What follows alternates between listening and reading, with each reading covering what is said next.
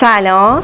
امروز میخوام نشون بدم که من چطوری فلفل دلمه‌ای رو برای مدت طولانی نگهداری میکنم.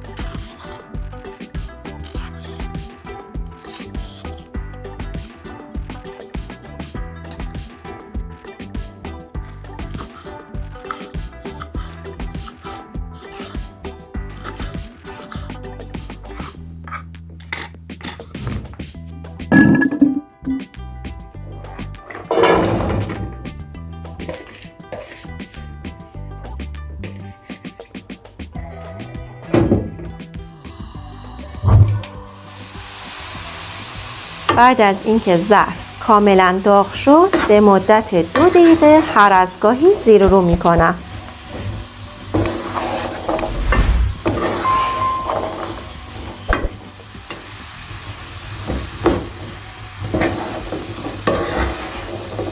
بعد از 2 دقیقه تا حدودی نرم شده، بیشتر از این نمیذارم که نرم بشه. زیر شعله رو خاموش میکنم. فلفل دلمه‌ای که بهش حرارت میخوره آب میندازه.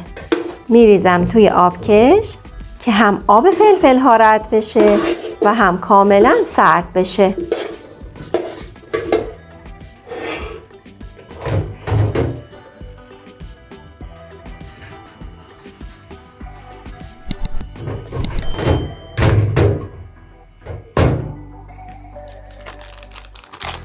بعد از اینکه آب فلفلا کاملا رد شد و سرد شد بسته بندی میکنم.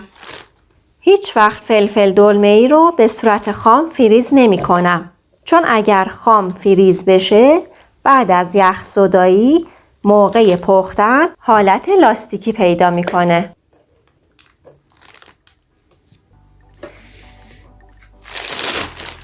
هوای کیسه رو کامل میگیرم و بعد میذارم داخل فریزر. خیلی دوست دارم که بدونم شما فلفل دلمه‌ای رو به چه صورت نگهداری میکنید. اگه توی کامنت ها برام بنویسید خیلی خوشحالم میکنید.